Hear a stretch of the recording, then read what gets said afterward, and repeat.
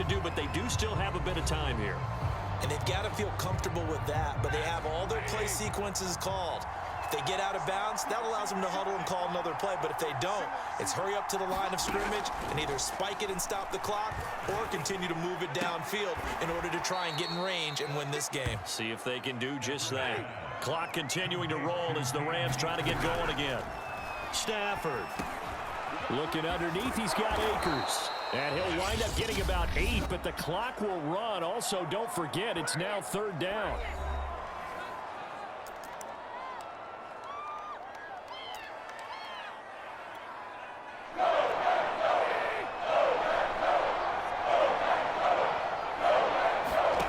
Stafford now to throw. Packer pressure, and down he goes. So now with 6 seconds remaining, we get a timeout on the field. Here's Johnny Hacker now as he's on to punt for L.A.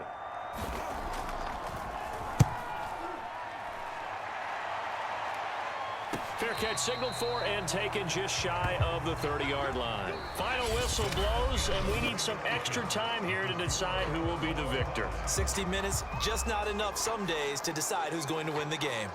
It's a little teaching moment here. Overtime rules. Remind us how this goes, partner. Okay, so in the past, we had sudden death. First team to score wins, but no longer. Now, if the team receives the ball, scores a touchdown, they win the game. If they kick a field goal, though, or don't score, the other team gets a possession. And after both teams get a possession, then we're into sudden death. First team to score wins the game. So a tie ball game here as the kick's away.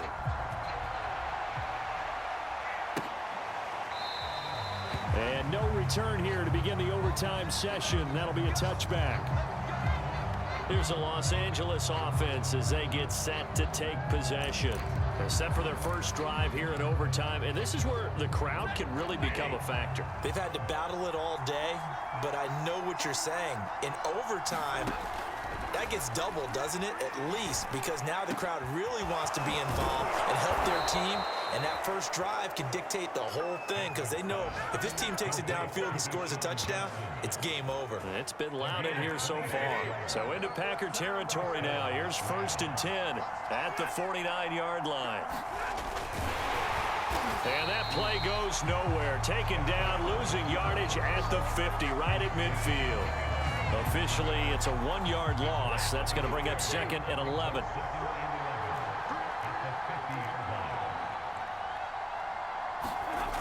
They'll toss this right side to Cam Akers. And there is nowhere for him to cut back as he's taken down in the backfield. That'll wind up as a loss on the play, so now they're staring at a 3rd down and 12.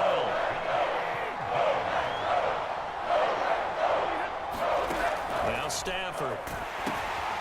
He's going to flip that out to the flat. It's complete. Yeah, he's going to be out of bounds, but not before he takes it inside the 40. We can talk all we want about football being a game of strength and brawn. It's also a game of mismatches, and they're trying to create one there, getting it to their back out of the backfield to make a bigger play. As we often say, get it to him in space, let him use his leg. Yeah, if he can get a matchup against a linebacker or maybe a defensive end dropping out in a zone blitz, he's going to win that battle just about every time.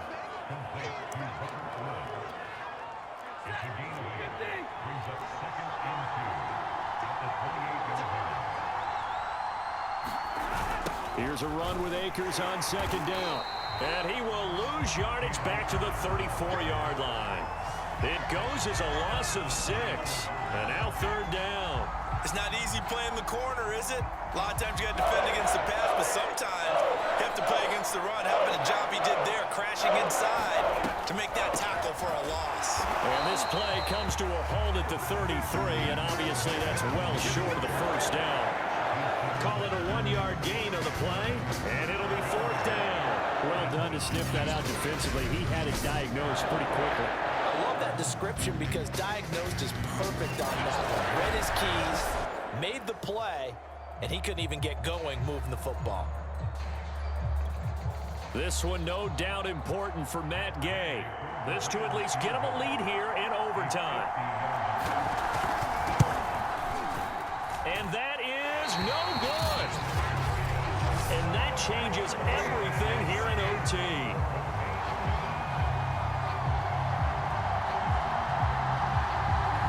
So another long try for 3 and another kick that comes up lacking.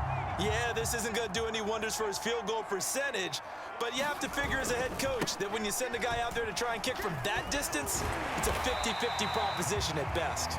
And they get to him after a gain of 6 to the 46. The last run got 6, now 2nd and 4. He'll drop to throw. This one completes a Tunyon underneath. And he'll work it across midfield inside the 45. They're going to hurry back to the line now. Now a handoff looking right. 5 yards on the carry. Good pickup on first down. And there's a run to be happy with. Good, solid yardage. He'll take that any time you hand the ball to him back. After the pickup of 5, here's 2nd and 5. They'll look to throw. And the timing a bit off that time as that one falls to the ground. He shook his head right when he released that throw. He knew it was going to be a little off target. Yeah, the excitement got him on that one. Wasn't able to control the fact the receiver was open, and it would have been an easy throw. Over the middle, complete. That's Sanchez. Charles, you get into these overtime situations, that's not a bad guy to dial into. Well, when you have to have plays, especially in a spot as you just described, we're in OT, you've got to go to the guys you can trust and you know are going to make the plays. Well, they say, it's not the X's and the O's, it's the Jimmies and the Joes. And that is incomplete. Oh, the coverage a little too good there, and it's 2nd down. He'll try again with the arm here on 2nd down. He finds Funchess. And he'll go out of bounds inside the 15-yard line. That's a pretty throw right there. That ball's in the air a long time, but it's right on the money on the right sideline. A really good route. Moving the defenders towards the middle of the field before breaking to the sideline. What a completion there. Big-time arm strength. Very nice route. 5 yards on the catch there, brings up 2nd down. 2 minutes left in this overtime session, and still all tied. 2nd and 5.